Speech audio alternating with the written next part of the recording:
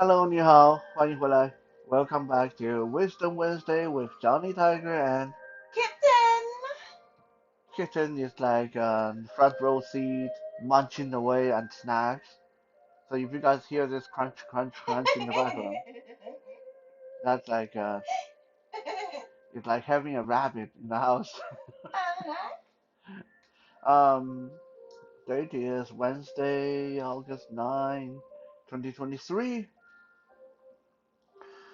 and today we are going to talk about something very simple, but at the same time, it is Chinese people's cultural identity through and through. And we are going to talk about chopsticks. First off, I have no idea why they call it chopsticks. Okay, the Chinese people did not call this chopsticks. It's not something that it's not a word we invented.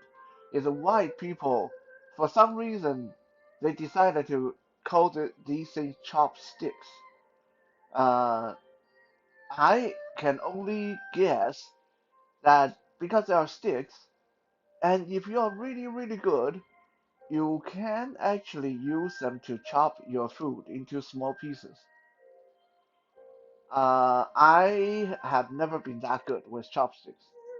But my father, on the other hand, my father is so good with chopsticks that he can actually pick up a hard-boiled egg with shell on with chopsticks, and it doesn't fall off.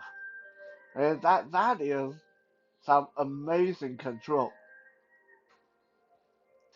Me, I know how to use chopsticks, but let me put it this way. I am a really, really fast eater, and usually when I sit down at the dinner table, with people for meals, I am usually the first person to finish my meal. If you want me to be the last person to finish my meal, give me chopsticks. Then I'll eat very slowly. Because, well, you can imagine when you're blind and then you have to struggle with what to pick up with a chopstick. Yeah, it's a little bit less ideal. It's doable. It's definitely doable because, like I said, I can do it, but it's slow, and a lot of time it's frustrating depending on what you are trying to pick up. Like a big piece of meat, no problem. Uh, a big chunk of like a cauliflower or broccoli, no problem. Those things are easy to grip onto. But if you ever have, let's just say half of a mushroom, that round, slippery item on your plate, or a small shrimp that you're trying to pick up with a chopstick, and you can't see it well enough to grab it right in the center. So every time, and this is like got to be the most embarrassing and annoying part, it's you finally got it. You're like, got it, got you, you shrimp. And it, just as you get it to your mouth, it fall off your chopstick and into your shirt. Yeah, yeah, yeah, yeah, very annoying.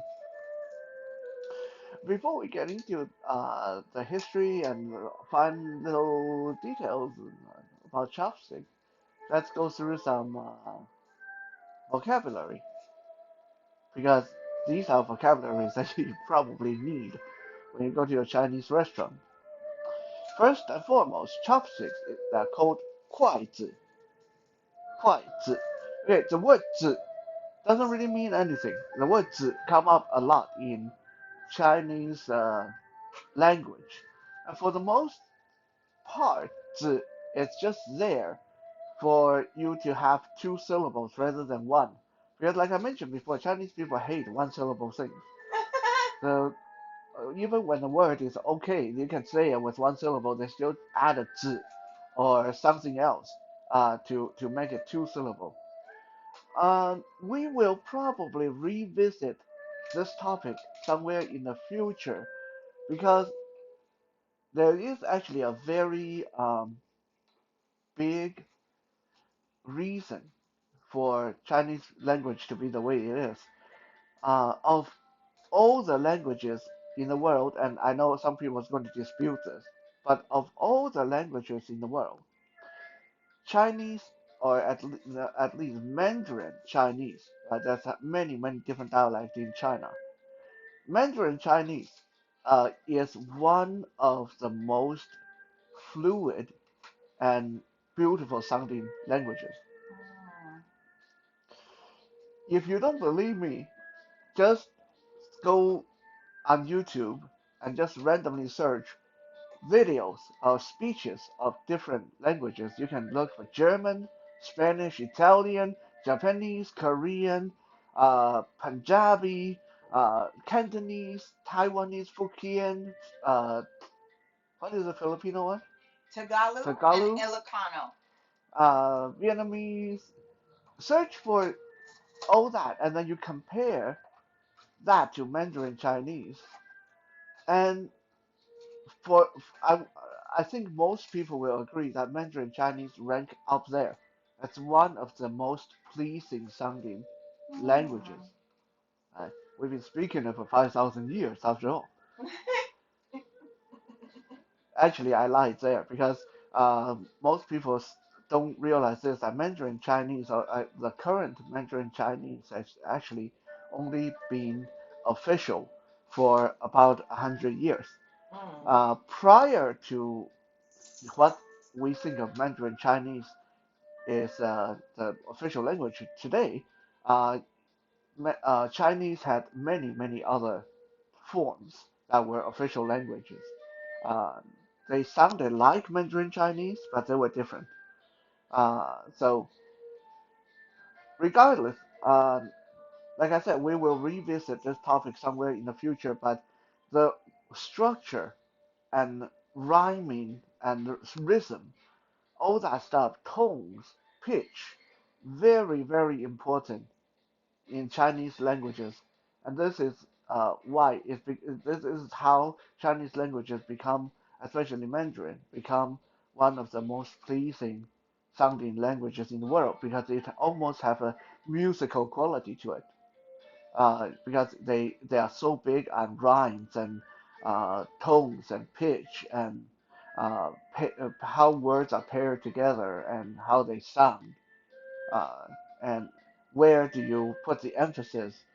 uh, One of my friends mentioned this before. He said, when you listen to English, it's just blah blah blah blah blah blah blah blah blah blah blah blah blah blah blah blah blah. Everything is like a flat tone. Everything is the same. Yeah, some people are more animated. Like you listen to Kitten speak English, it sounds different from me speaking English. Um, Oh my goodness. yeah, or like sometimes when I'm laying in bed and she's in the washroom and I hear that there's a son of a bitch.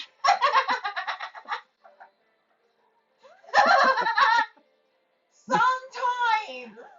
Sometimes.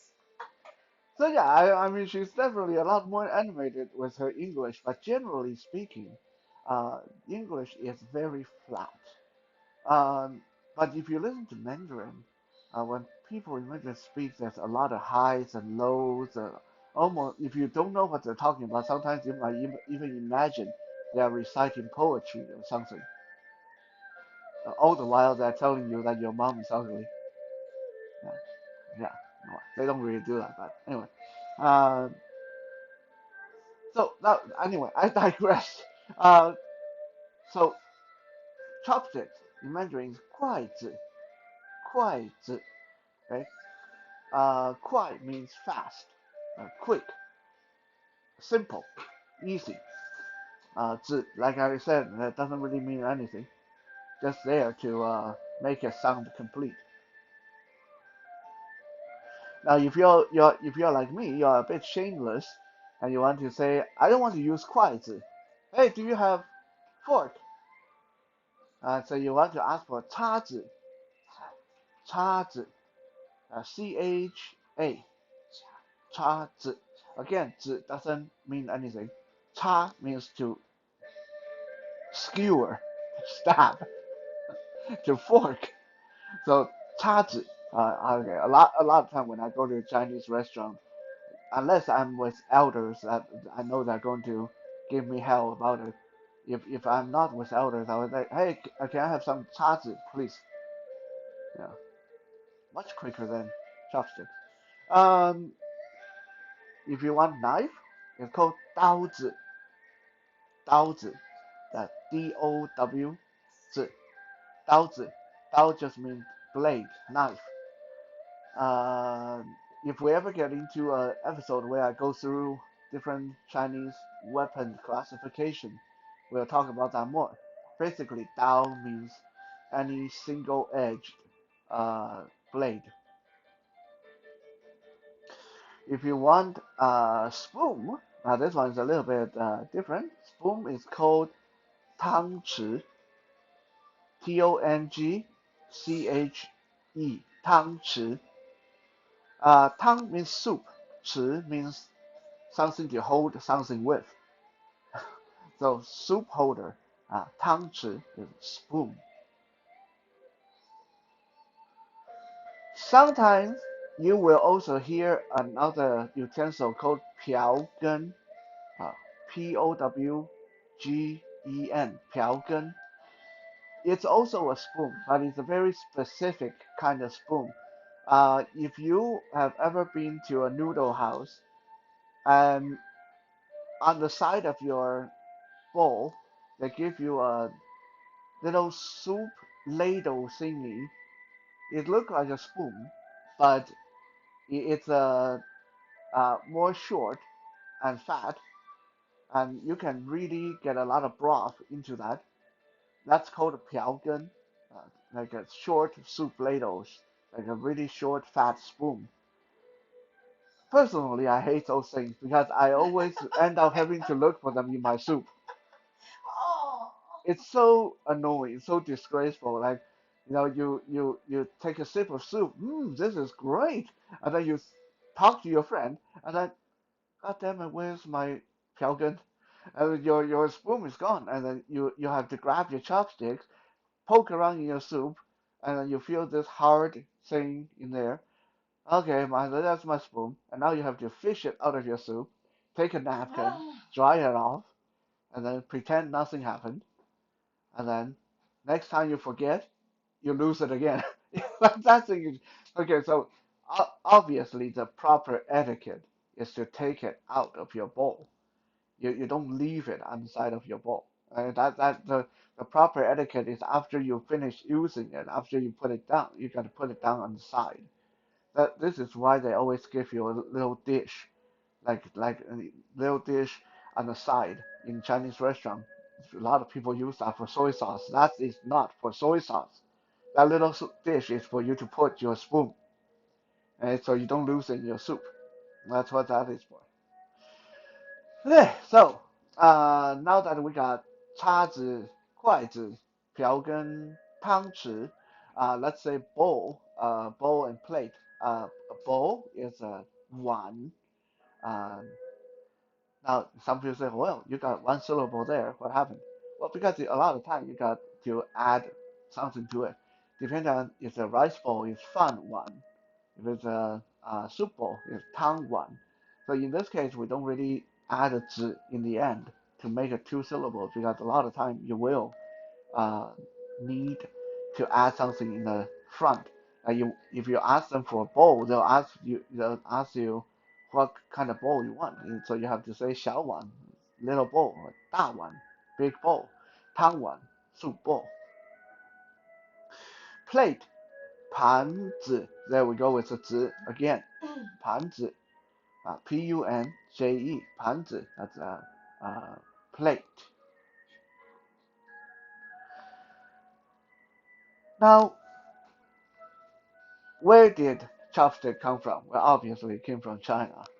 There should be no argument there. If anyone tell you Japanese people invented it, they're lying. Uh, I can very confidently say this on this video and many of my other videos that about two-thirds of Japanese culture came from China. About two-thirds, Wow. probably more, probably more. Japan, what you think is Japanese come from China. No, PlayStation came from Japan. That one I won't argue with you. Chinese people did not invent PlayStation. But kimono came from China.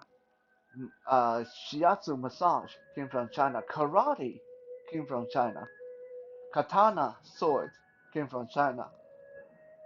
Okay? Those things that people think like part of Japanese culture, those things all came from China. Uh, rice, the culture of rice, culture of bamboo, all this came from China. Even their religion, a lot of Japanese religion, their religious figures, their monsters and folklore came from China. And chopsticks came from China. However, Japanese chopsticks and Chinese chopsticks look very different. Um, so just in case you guys don't know how to tell, here is a quick, easy way to tell to determine what kind of chopstick it is. Japanese chopsticks are shorter, and they usually taper down to a point in the end, so they're pointy. Chinese chopsticks are usually longer, thicker, and at the end they'll taper down to a rounded end. So the ends are more round and more wide. That they don't taper down to a point. Uh, so that's how you tell if the chopstick is Japanese or Chinese. If it's pointy in the end, it's Japanese. If it's blunt and round in the end, it's Chinese. There are many legends regarding to how the chopstick came to be. So today I'll share with you guys three of the more commonly told one. First, the first legend is this happened at the end of the Shang dynasty, so about 3,000 years, 3,500 years ago. Whoa. Um, it was said the guy uh, called Zhang Ziya. Zhang Ziya, we mentioned him in the past episode in the origin of the Jade Emperor. Zhang Ziya was a guy who was supposed to appoint which god, who become which god, and he wanted to be Jade Emperor himself, but he messed up and someone else became Jade Emperor. So Zhang Ziya was really pissed off that he didn't get to be the ruler leader of all the gods. Uh, so that Zhang Ziya. So the story goes that when Zhang Ziya was still a mortal, when he was Zhang Ziya really came into his political power really late. By the time he became a king's minister and general, he was almost 80 years old. And so he was really old when he came into his power. So the story went when Zhang Jia was in his 70s, he was still a nobody. He was a commoner, and he was uh he had a lot of great ideas. He knew tactics. He knew how to lead militaries. He knew how to fight wars. He knew how to govern people. But no one discovered him. He was not discovered by anybody. So when he was 70, he and his wife they were really poor, and uh, every time he tried to do business, like he tried to go and find a job or he tried to become a merchant and sell something, he would fail. Because Jiang Ziya, despite being a good general, a good politician, apparently he sucked as a businessman. Um, Now, some story believe that there's a reason why he failed at everything he did, because the gods in heaven wanted him for a bigger thing. So his destiny was to be a general. His destiny was not to be a businessman. This is one of the explanation why every business he got into failed, because it wasn't what he was destined for. Regardless, his wife actually got so mad at him one time that he was just this old, uh, guy who didn't know how to make money and wasn't supporting the family properly, and she felt that he was useless, and she was pissed off at him, so she decided she was going to poison him.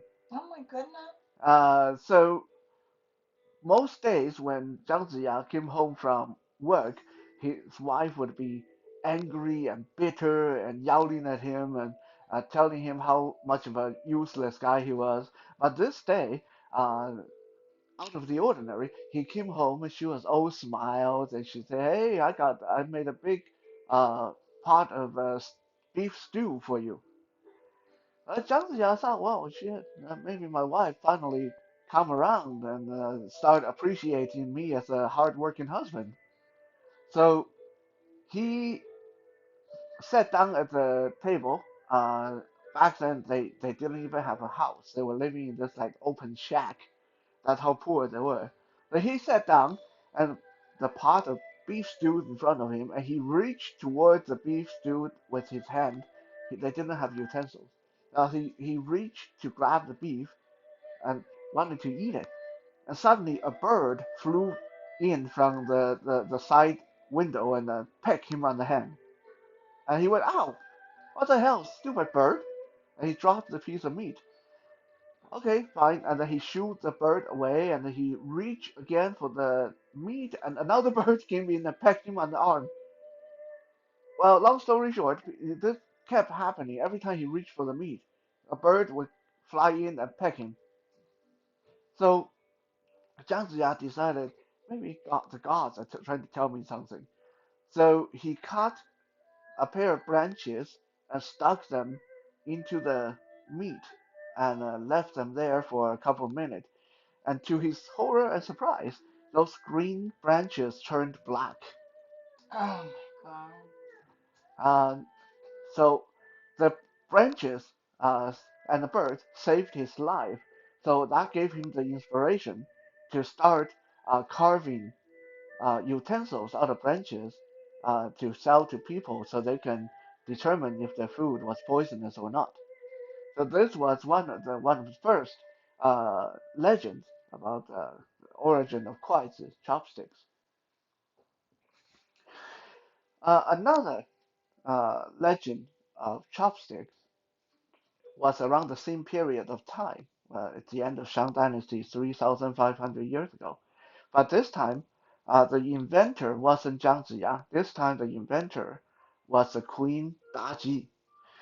We also mentioned Queen Daji before when we talked about the legend of fox creatures in Chinese history, where Daji has been said to be one of the greatest fox demons in Chinese folklore because she was so beautiful and she seduced the emperor to the point where he didn't take care of his kingdom and the kingdom fell apart and it was all her fault. Yeah, blame it on the woman. That's what they always did. So the legend had it that uh, the emperor, the Shang Zhou emperor, the last emperor of the Shang dynasty. Honestly, he wasn't really an emperor at that time because an emperor would have to unite all of China. I mean, Shang dynasty, he at best he would be more like a warlord, not really an emperor, but for convenience, we just call him the emperor of Shang dynasty. It's more streamlined this way to tell the story. So the emperor was a very had a really big appetite, and he was always, you know, in a hurry to eat. One time when they were serving roast meat uh, at the dinner table, the emperor reached out and tried to grab the roast and burned the heck out of his hand, and then he cussed and had the cook put to death. Oh my goodness. The next day, he learned his lesson. So this time they also had roast beef. But this time the emperor didn't want to touch it. And he sat there until the roast beef was cold, and then he finally able to grab it. But by then, the roast beef was so cold that it didn't taste good. So he had the next cook put to death. Oh my goodness. And Queen Daji uh, realized that, hey, we got to do something about this. Can can't keep killing the cook. So next time, when the cook served out roast beef and piping hot, and the emperor was sitting there glaring at that roast beef, I want it, I want it, I want it, I want it, and then he didn't want to touch it because it's so hot. Queen Daji was like, here, let me show you how to do this. And so Queen Daji went into the yard and cut a pair of branches and used them to uh, strip off a piece of the meat and then blew on that piece of meat until it's uh, cold enough to eat, and then she fed that to the emperor. And that's why Queen Daji was the emperor's favorite because she was very smart and very caring that way. Uh, so that is another origin of chopstick. Queen Daji used it to uh, allow the emperor to be able to enjoy his warm roast beef without him burning the heck out of his hand. Now these two stories, while they are fun, they are not really quite believable, and they kind of miss the mark by uh, at least 1,000 years because the real origin of chopstick probably came in even earlier during about 5,000 years ago. Wow. Um, so the third uh, and the most commonly believed origin of chopsticks go back to uh, the chieftain by the name of Da Yu. Da Yu, if you guys listen to my Johnny Tiger Experience podcast, which is the best podcast in the world, even though I haven't updated it for years, but it's still there. Uh, I told a story of the great turtle called Owl. Owl. Uh, so in that story, I mentioned the Chinese chieftain Da Yu, who uh, was so smart that he figured out how to solve the problem of the Great Flood and uh, was able to restore the people to their farmland and stuff like that. That's how he became one of the first kings to Chinese people about 4,000 or 5,000 years ago. So the legend goes that because Da Yu uh, was so busy all the time, uh, they didn't have very good transportation. They didn't have very good communication. They didn't have very good system to get things done back then. So Da Yu, even though he's a very talented, what do you call it, uh, technician. He was a very, very intelligent engineer. He was very intelligent in designing dams and digging trenches and figuring out how to uh, make the water not flood the villages and stuff like that. Well, he is just one man, and a lot of times he's rushing from place to place. He just barely gets things done here, and then someone comes, hey, the next village is getting flooded. Oh, crap. And he got to rush over to the next village, and he barely gets things done there. And then, oh, the village is 3 miles away. The river is water is getting really high. You might want to go deal with that. So, Daju was always in a hurry. uh, the story goes that while he was trying to solve the water crisis in China, he didn't he didn't even have time to visit his own family, his own wife and children for like 9 years. He didn't even have a chance to go home.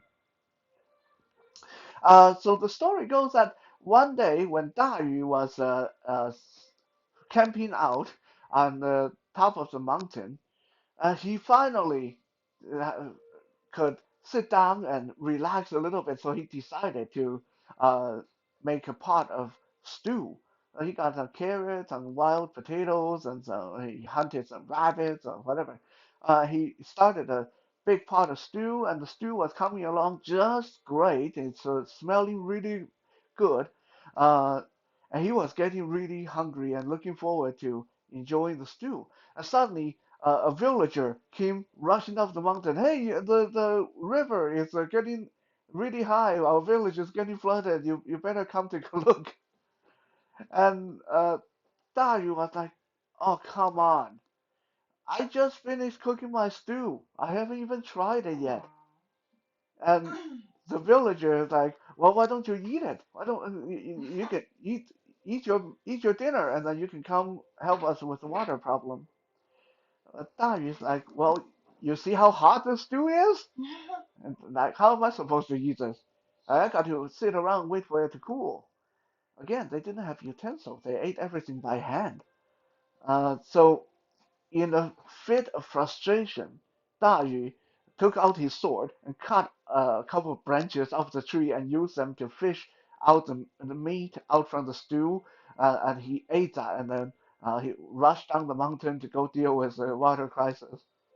Uh, and that is the more commonly believed the true origin of chopsticks was back then when 5,000 years ago when there's no utensils and people were making things like stew and roast meat and stuff like that.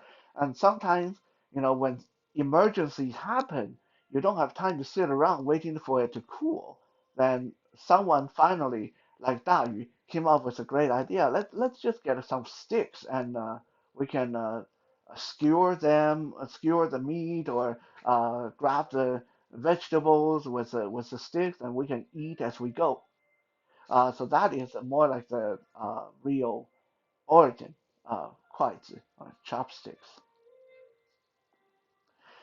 Um, Before we go today, I'm going to leave you guys with some interesting little taboos and do's and don'ts with chopsticks because these are table etiquette that a lot of you might not have ever known about, but they are very much a big deal when you eat with Asian people, depending on where they're from. Number one, and this is pretty much universal in any Asian country. When you are done using the chopsticks, do not stick your chopsticks in your rice. Like don't stick your chopsticks vertically. Don't leave them standing in like stuck into your rice. That's for serving food to dead people. That, that's for worshiping ancestors. If you do that at an Asian table, uh, I mean, sometimes they'll just think, well, maybe you don't know. They'll look at you funny. But if you do that in front of an elder, and especially if you're Asian yourself, be prepared to get lectured, and they'll yell at you, they'll get really mad because this is just a big no-no. In Vietnam, it is a big no-no when you put down your chopstick. The chopstick should be even. They cannot form like a V shape. If your chopstick form a V shape on the table, that's like bringing bad luck to everyone at the table. So that's a big no-no in Vietnam. In Japan, it's big no-no to cross your chopsticks when you put them down on the table. So if you put them down on the table and the chopstick cross, then that's symbol of death. That's a big no-no in Japan. Also, universal in most cultures, in most Asian cultures, don't point with your chopsticks. Right? When you're talking to someone at the table, don't point with your chopsticks. That's really rude. When you put your chopsticks down, you want to also pay attention to not have them pointed directly at someone. Uh, that is less noticeable, but some elders really take offense to that. Also, this one should be like a no-brainer when you think about it because it's linked to being hygienic. Don't use your chopsticks to grab things from the sharing plate and then put it in your mouth. That's a no-no. Like just like you, even when you're using fork, you don't just reach and spear something from the plate that you're sharing with everybody and then put in your mouth and then do that. That's a no-no. So what you do is there's usually a pair of chopsticks just for the sharing plate. You use that, you take what you need, put it in your bowl, put that back, and then use your own chopstick to eat. That's what you need to do. Also, it's highly looked down upon to put your chopstick down on the table because you make the table dirty. If you're not using your chopsticks, either put it across your bowl, lay them down across your bowl or plate, or there's usually a small chopstick rest, a little dish thingy on the side that you can put your chopstick on. So if you just put your chopsticks down on the table, especially when you're eating at people's house, that is really rude because you end up making the table all greasy. Um, in Korean culture, they discourage you from bringing your rice bowl to your mouth and use your chopsticks to uh, move the food into your mouth. In Korea, that's a no-no. But in Taiwan, China, Hong Kong, Japan, it's perfectly fine, right? When I was growing up, a lot of time when I had problem pick things up with my chopstick, I keep dropping things. My dad would say, just pick up the bowl, put the bowl to your mouth, and then use the chopstick to shuffle things into your mouth. So in Taiwan and China and Japan, this is perfectly fine. But if you eat with Korean people, they might give you hell about that. They are more particular about that. Um, Also, what is really interesting about chopstick that I almost forgot to mention, it has become like a symbol of uh, friendship when foreigners, when the foreign dignitaries want to be friendly with China and Chinese people in general. In 1972, when President Richard Nixon from the United States visited China, he surprised everybody by demonstrating how good he was with eating with chopsticks. And that was a very good gesture of friendship. It's like you go to someone's house, you should put in some effort learning their custom and what to do and not to do. Uh, so Richard Nixon was really good with that. Interesting little story there is when President Nixon and the Chinese chairman were dining, and after they were done, everybody stood up, shook hands, and they just put their chopsticks down on on the plate. And before anyone else could say anything, a reporter from Global newspaper that what this reporter was from Canada, from Toronto, uh, walked forward and politely asked Richard Nixon if it's okay for him to take the chopsticks home with him. Uh, it wasn't until afterward that other reporters smacked themselves on the head for not doing that. Because can you imagine how much money that chopstick, that pair of chopsticks, would be worth today? That once used by President of the United States during one of the visit to China. Like this reporter was actually really really smart for thinking of that. In 1998, when President Clinton went to China, he also was very specific on wanting to use nothing but chopsticks for his meal. Uh, he even went beyond that. He wanted his chopsticks to be made in China, to be bought in China. He didn't want any painted, commercialized chopstick. He wanted his chopsticks to be pure, original bamboo and made like Chinese chopsticks, so not like Japanese chopsticks. Bill Clinton had so many specifications on how he wanted his chopsticks to be that the Chinese people were so impressed that he knew about our chopstick custom that they gifted him 10 pairs of chopsticks made of pure bamboo, no paint, no Wow. processing, and those were the chopsticks that he traveled around with and ate his meals with. So yeah, next time you guys want to impress some Chinese family, if you go out with some Chinese friends, you want to get on their good side, then it's time to bone up on your chopstick history, chopstick manners and etiquette, and get good with using chopsticks. Oh, I forgot to mention this. When you use chopsticks, one of the rules, this one is I break it all the time. I'll be honest because I'm not that good with it. But it's really frowned upon to use your chopsticks to spear something. Like a lot of people, if you don't can pick it up, why don't you just poke it? Because when we are at home, we are told not to. It's like supposedly really rude or something, but uh, you know, when you gotta eat, you gotta eat. So yeah, if you ever eat with Chinese people and they laugh at you because you're picking things up by skewering them or poking them with a chopstick, this is why. Because in the Chinese culture, it's a no-no.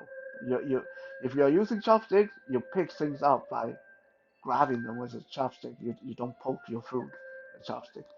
Thank you for checking out today's episode. After this, I wonder how many of you will start practicing with chopsticks. We'll be back again tomorrow for some Toys Thursday. For now, 谢谢 and 再见。再见。